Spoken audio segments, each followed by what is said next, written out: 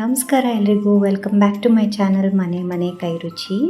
ಇವತ್ತು ಬದನೆಕಾಯಿ ಚಟ್ನಿ ಅಥವಾ ಬದನೆಕಾಯಿ ಪಚಡಿ ಏನು ಬೇಕಾದರೂ ಹೇಳ್ಬೋದು, ಅದನ್ನು ಮಾಡೋದನ್ನ ತೋರಿಸ್ತಾ ಇದ್ದೀನಿ.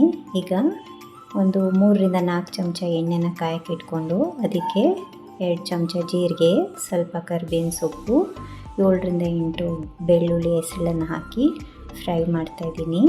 ಇದಕ್ಕೆ ಒಂದು 6-7 ಹಸಿ ಮೆಣಸಿನ್ಕಾಯಿ ಸಹ ಹಾಕ್ಕೊಂಡು ಫ್ರೈ ಮಾಡ್ಕೊತಾ ಇದ್ದೀನಿ. ಒಂದು 5-6 ಬದನೆಕಾಯಿನ ಉದ್ದುದಕ್ಕೆ ಹೆಚ್ಕೊಂಡು ಎಣ್ಣೆಯಲ್ಲಿ ಬಾಡಿಸ್ಕೊಳ್ಳೋಣ. ಚಿಟಿಕೆ ಅರಿಶಿನ ಹಾಕ್ಕೊಂಡು ಫ್ರೈ ಮಾಡಬೇಕು.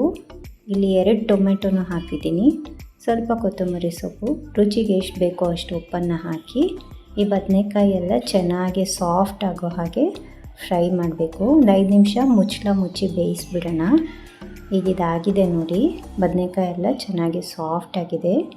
ಇದನ್ನು ಮಿಕ್ಸಿ ಜಾರ್ಗೆ ಹಾಕ್ಕೊಂಡು ಸುಮ್ಮನೆ ಒಂದು ಸ್ವಲ್ಪ ಪಲ್ಸ್ ಗ್ರೈಂಡ್ ಮಾಡಿಕೊಂಡ್ರೆ ಸರಿ ಹೋಗುತ್ತೆ. ನೋಡಿ, ಈ ಥರ ಗ್ರೈಂಡ್ ಮಾಡಬೇಕು, ತುಂಬ ನುಣ್ಣಗೆ ರುಬ್ಕೋಬಾರ್ದು, ಚೆನ್ನಾಗಿರೋದಿಲ್ಲ. ಇದನ್ನು ರೊಟ್ಟಿ ಜೊತೆ ಅಥವಾ ಚಪಾತಿ ಜೊತೆ ತಿನ್ನೋಕ್ಕೆ ತುಂಬ ಒಳ್ಳೆ ಕಾಂಬಿನೇಷನು.